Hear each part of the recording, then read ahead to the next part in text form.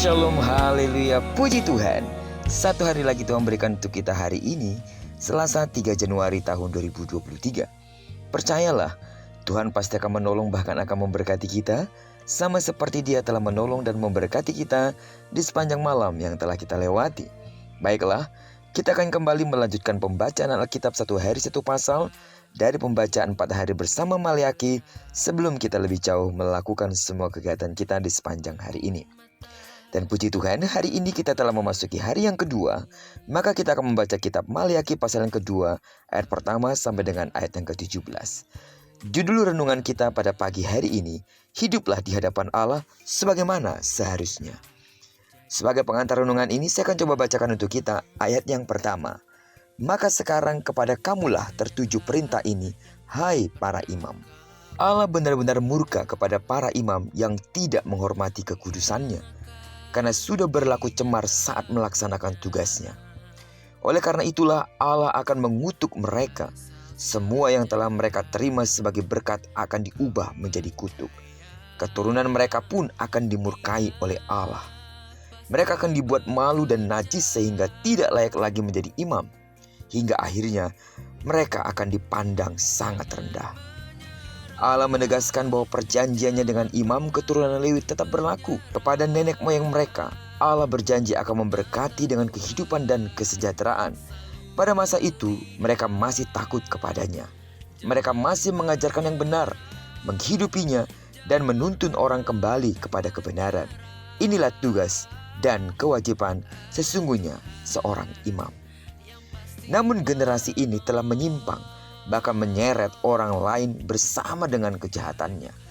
Allah kembali menegaskan akan menghukum mereka karena tidak mengikuti kehendaknya. Apalagi dalam melayani umat, mereka kerap kali membeda-bedakan orang. Sidang jemaat Tuhan, tugas melayani Tuhan bukanlah sebuah pekerjaan remeh. Allah menuntut kekudusan, kesungguhan hati, dan profesionalitas. Dia menetapkan standar yang harus kita ikuti dengan penuh integritas di hadapan Tuhan dan manusia. Allah ingin para pelayannya menghidupi kebenarannya dan mengajarkan itu kepada orang lain. Tanpa itu, hanya murka Allah yang akan tersisa. Di dalam pasal ini juga, Allah menyoroti tentang kekudusan sebuah pernikahan anak-anak Tuhan. Perceraian adalah hal yang menyakiti hati Tuhan. Sebab itu mari, perhatikanlah pula pernikahanmu. Dalam sebuah rumah tangga, masalah itu adalah hal yang terlalu biasa untuk dilewati, untuk terus memurnikan cinta satu dengan yang lain. Karena itu buanglah jauh-jauh kata cerai dalam rumah tangga yang saudara telah bina saat ini, dan bawalah kehidupan pernikahanmu dengan tulus kepada Tuhan. Dan percayalah, semua badai dalam rumah tangga pernikahan pasti dapat dan sangat pasti bisa dihadapi, karena Tuhan ada bersama-sama kita dalam setiap musim kehidupan. Libatkan Tuhan dalam setiap masalah apapun, dan percaya semua masalah keluarga, semua masalah pernikahan pasti beres dalam nama Tuhan Yesus. Sidang jemaat Tuhan, seluruhnya kita adalah hamba-hamba Tuhan, para pelayan-pelayan Tuhan. Mari lakukan tugas pelayanan dan kehidupan rumah tangga dengan baik di hadapan Tuhan. Sidang jemaat Tuhan, lewat perenungan kita pada pagi hari ini, Tuhan sungguh mengingatkan kita bagaimana kita harus hidup sebagai seorang pelayan Tuhan di hadapan Tuhan. Firman ini tidak hanya bicara kepada para pelayan. Firman ini tidak hanya bicara kepada mereka yang melayani di mimbar, tapi firman ini berlaku untuk kita semua. Hidup kita adalah hidup yang melayani Tuhan.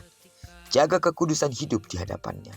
Terlebih, perhatikan rumah tangga kita, agar dengan pernikahan kita, nama Tuhan dipermuliakan, dan kita menjadi berkat dimanapun berada. Percayalah, jika kita mengandalkan Tuhan dan menaruh Tuhan di dalam rumah tangga kita, tidak ada perkara apapun yang sanggup memisahkan kasih dan cinta kita antara suami dan istri. Doaku, jadilah orang-orang yang sungguh-sungguh hidup di dalam perkenanannya dengan menjaga sikap, dengan menjaga hidup rumah tangga yang benar di hadapan Tuhan.